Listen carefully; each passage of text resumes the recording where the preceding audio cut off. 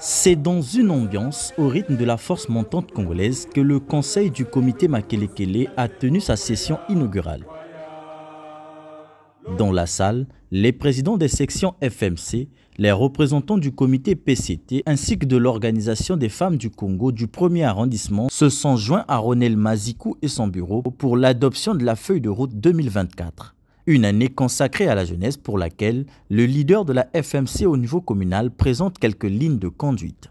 Pour l'année de la jeunesse, par exemple, il nous faut réfléchir sur le développement du capital humain et l'employabilité des jeunes. Il nous faut donc cibler les actions fortes au profil des jeunes, leur permettant de saisir la balle au banc. Il peut s'agir des séminaires de formation spécialisés à court terme ou de l'apprentissage des petits métiers, la liste est non exhaustive. Faire ainsi nous inscrit dans le droit fil de la vision de la force montante congolaise sous la bannière de son premier secrétaire, le camarade Vadim Osdevouva. Nous ne sommes pas à propos sans savoir que nous sommes les éléments du système.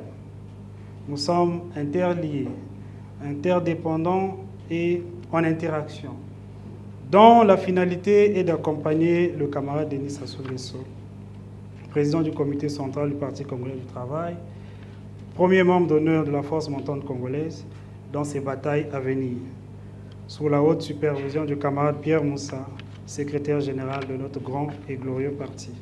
Décortiquant le thème de cette session inaugurale intitulée « Ensemble, modernisons et développons notre organisation », le président de la FMC Makelekele s'est appuyé sur les deux vocables « moderniser » et « développer » pour ressortir ce qui est le travail à faire.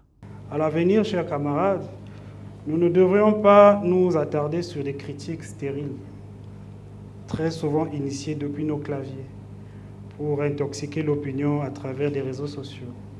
Nous ne devrions pas céder aux tentatives de troubles à l'ordre public, souvent motivés par des arguments non viables, par des personnes véreuses. Nous devons de plus en plus défendre l'action du gouvernement et relier les bonnes informations quand notre entourage entretient la confusion. Ouvrons les travaux de cette réunion, le premier secrétaire fédéral de la FMC Brazzaville a quant à lui exhorté les jeunes à ne pas se laisser influencer par les pessimistes de la République. Nous devrions occuper de l'espace et se placer au-delà de la stérilité des débats qui n'ont pour base que de la théorie et de la manipulation. Et je souhaite que les conclusions, les recommandations qui sortiront de ces assemblées manifestent largement cet engagement que j'appelle de tous mes vœux. Avec la feuille de route adoptée ce jour, la FMC Makelekele peut désormais déployer sa stratégie sur le terrain en vue de se préparer pour les échéances politiques à venir, à l'instar de la présidentielle de 2026.